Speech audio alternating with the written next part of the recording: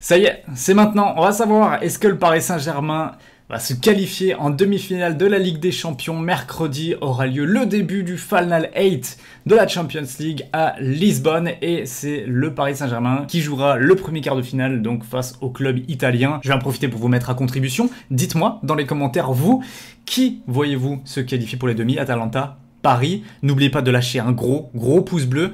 J'espère qu'on va dépasser les 1000 sur cette vidéo. Alors ce match-là, on en a parlé, reparlé, encore parlé depuis le tirage au sort. Bon tirage, mauvais tirage, Atalanta très fort, Paris Saint-Germain pas assez fort.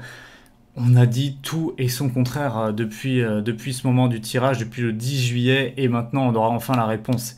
Est-ce que Paris va passer en demi-finale? Est-ce qu'il aura été légitime de se méfier tant que ça de cette équipe de l'Atalanta? J'ai hâte vraiment que ce match se passe, qu'on en tire des enseignements, qu'on ait un résultat. Personnellement, j'ai déjà le pari sportif sur lequel je vais miser, puisque oui, moi je fais quand même beaucoup de paris sportifs.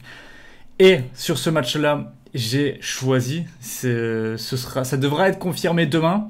Je vous le mettrai évidemment sur mon site. Si vous voulez rejoindre le site et avoir cette cote, je vous dis, ce ne sera pas du 1,20 ni du 1,30 sur ce match-là.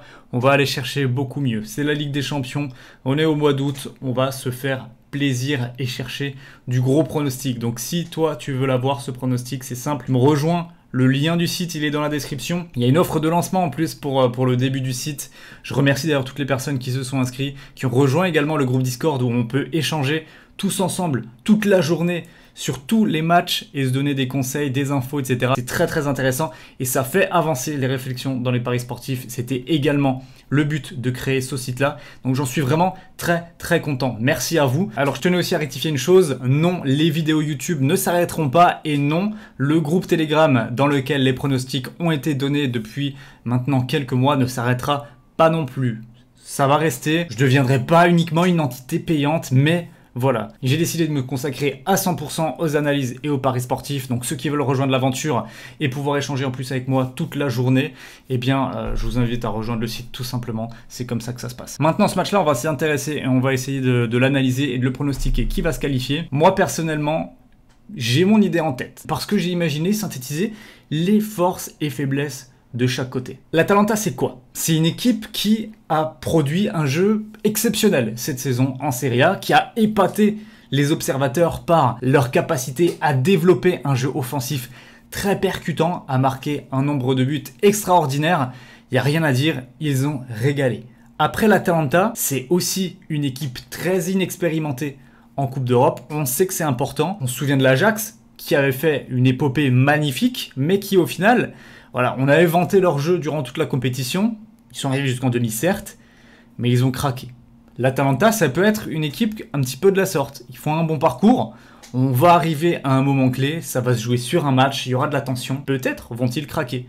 Alors vous allez me dire, Paris n'a pas non plus une grande expérience pour passer les quarts de finale. Ça, je l'entends, ça évidemment. Mais par contre, on m'enlèvera pas l'idée de la tête que...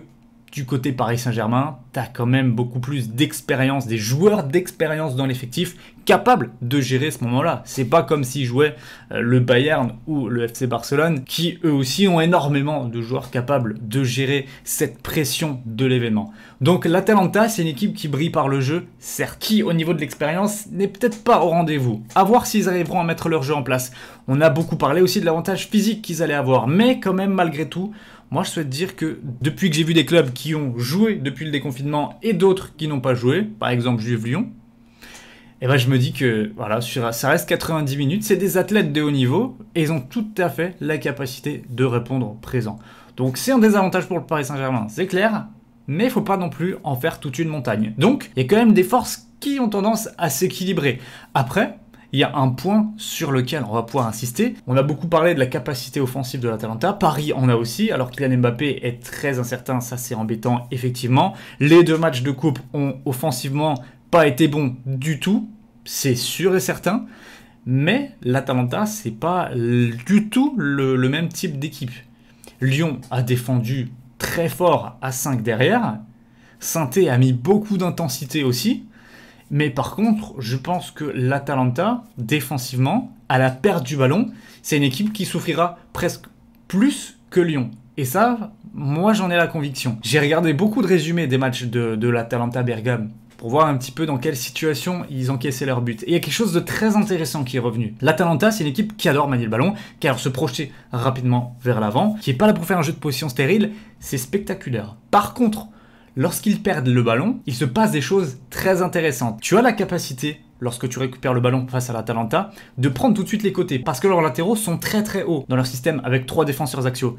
Ce qui fait que quand tu récupères le ballon, si tu as la chance d'avoir l'avantage sur les latéraux qui sont très hauts, eh bien tu peux te projeter très vite. Et ce qui se passe, c'est que les 3 axiaux de l'Atalanta, ils reculent très rapidement vers leur ligne de surface. Une fois qu'ils sont arrivés là, le nombre de buts qu'ils ont pris par les ailiers, qui ont pris justement la balle sur un côté, qui ont repiqué intérieur et qui ont lâché des frappes à l'entrée de la surface de réparation, c'est l'action type où l'Atalanta prend des buts. Et comment vous dire qu'au Paris Saint-Germain, il y a parfaitement ce type de joueur-là capable de mettre ce genre de but? Voilà. Je pense que sur ces phases de jeu-là, ça peut être vraiment très compliqué pour l'Atalanta de résister pendant 90 minutes, puisque même s'ils vont vouloir peut-être prendre moins de risques, eh bien attention, parce que le naturel revient au galop, et ces phases de jeu-là, je suis persuadé qu'on va les voir durant la rencontre. Donc, grande méfiance pour la défense de l'Atalanta, qui va souffrir, c'est une certitude.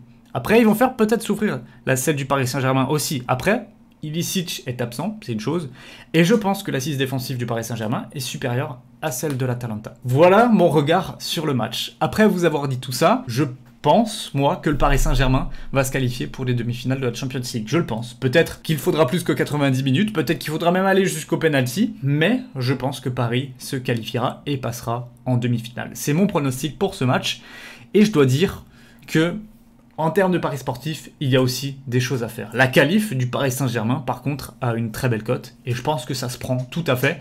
À mon avis, vous pouvez miser dessus. Moi, je vais aller chercher encore quelque chose de mieux, je vous le dis, ça arrive demain, ce sera sur le site. En tout cas, j'espère que vous avez apprécié cette vidéo et cette analyse du match. N'hésitez pas à dire dans les commentaires, vous, ce que vous en pensez. Est-ce que Paris va passer ou pas? N'oubliez pas le gros pouce bleu aussi, ça fait très plaisir. J'espère qu'on va dépasser les 1000 sur cette vidéo. Et nous, on se retrouve, si vous le voulez, dès demain pour de nouvelles analyses sur les matchs de Champions League. Ciao!